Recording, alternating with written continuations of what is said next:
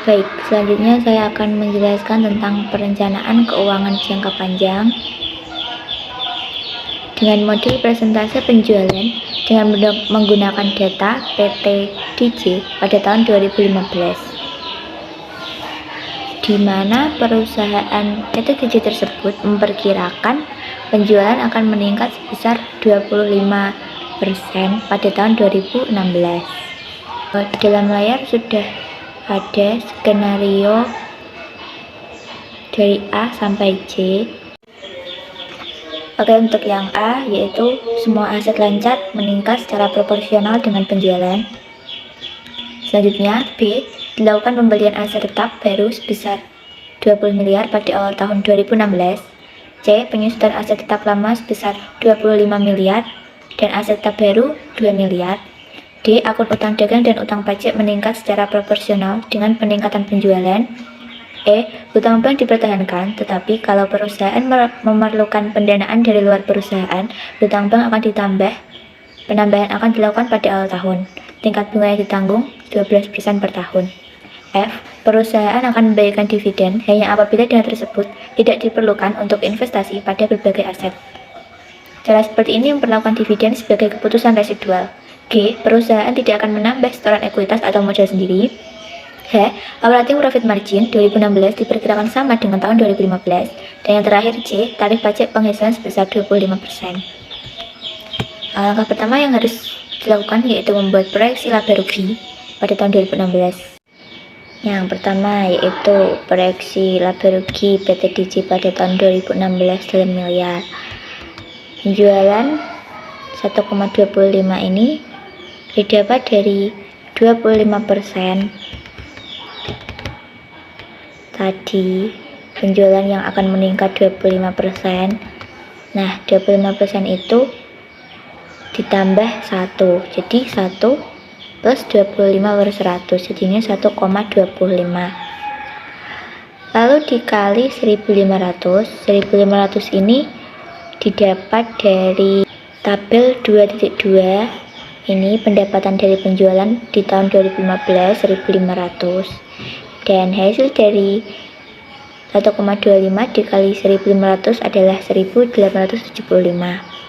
Selanjutnya ada harga pokok penjualan dan biaya operasi. Di situ sudah tertulis bahwa harga pokok penjualan dan biaya operasi sebesar 93,3% karena operating profit margin itu sebesar 6,7%.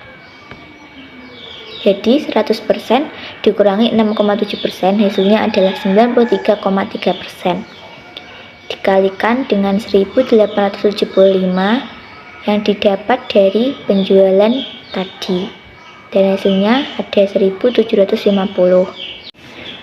Lalu untuk laba operasi itu 0,067 didapat dari 6,7%.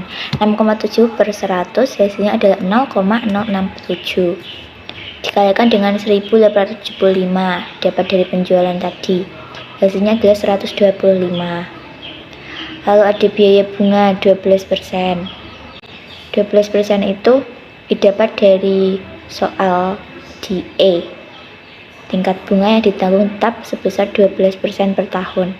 Jadi 12% dikali 100 hasilnya 12. Selanjutnya laba sebelum pajak didapat dari laba operasi dikurangi biaya bunga, hasilnya 113. Dan untuk pajak penghasilan sebesar 25% dari soal C.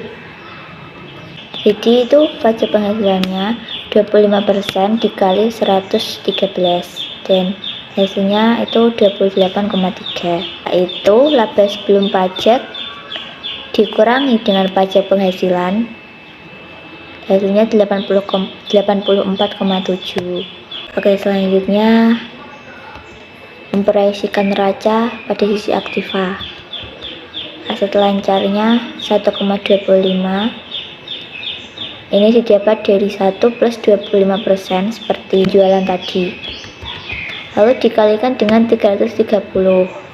330 ini bisa dilihat di tabel 2.1 ini ya, ada total aset lancar pada tahun 2015 sebesar 330 dan dikalikan hasilnya ada 412,3. Selanjutnya ada aset tetap 295 ditambah 20. 295 dilihat di tabel 2.1 tahun 2015 dan angka 20 dilihat di soal B, 20 miliar. Dikurangi penyusutan aset tetap lama yaitu 25 ditambah 2, jadi hasilnya ada 288. Jadi total aset seluruhnya yaitu 412,3 ditambah 288, jumlahnya ada 700,3. Oke, selanjutnya ada hutang dagang 1,25 dikali 140. 140 bisa dilihat di tabel 2.1 pada tahun 2015 ya. Hasilnya 175. Lalu untuk hutang pajak 1,25 dikali 5. 5 ini berasal dari tabel 2.1 tahun 2015. Hasilnya 6,3. Lalu ada hutang bank 100. Bisa dilihat di tabel 2.1. Jadi jika ditotal semuanya, total kewajiban lancarnya ada 281,3. Untuk ekuitas ada modal di store, ada tambahan modal di store, dan juga ada laba ditahan. Bisa dilihat di tabel 2.1. Dan untuk laba ditahannya dapat 199 dari mana?